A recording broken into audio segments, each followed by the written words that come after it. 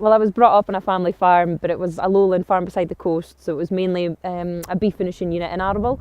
So I worked in other sectors of agriculture, poultry and dairy, but I loved sheep farming and shepherding the most. That's where my passion was, so that's what I came back to, and that's what I followed as a career.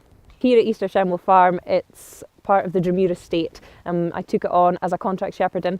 So it was 268 acres when I took it on, but last year we took on an extra 59 acres of mainly upland rotational grassland and an extra 184 acres of heather hill. So we're now running 700 ewes on our fully organic system with 511 acres. Contract shepherding here allows me to run a large number of flocks on a commercial basis and farm more or less how I want. The factor and the laird have got their own objectives, and then within that I set my own targets that I want to achieve within the flock. So it is like running your own flock, but without the huge financial risk and trying to come up with capital investment and trying to find land security.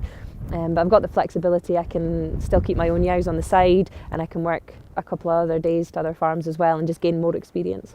It wasn't through word of mouth, it wasn't through anything like that. It was literally, I saw the advert in the paper and thought, that's for me, that's what I want to do, and I literally just phoned up and applied for it. So I came out to the farm here and looked around it first and then filled in the application form.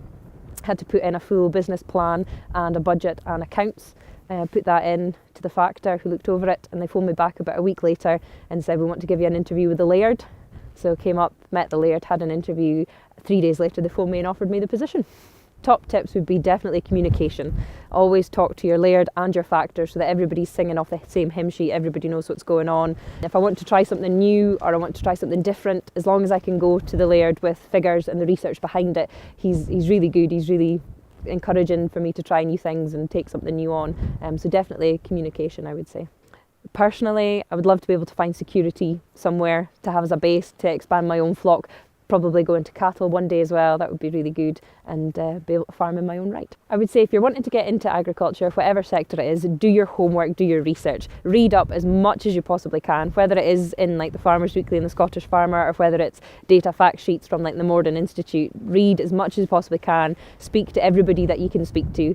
I've found that if you ask people for help or ask them what their opinion is, they're really happy that you've asked them, and they're more than happy to tell you what they think.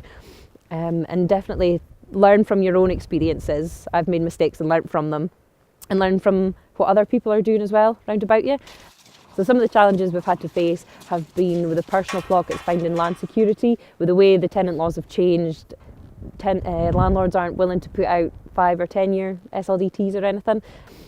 Challenges for the contract shepherding has been, because I'm about an hour and a half from the family farm, it's a different area for me, so different land type, different hills, and just learning the layout of the farm.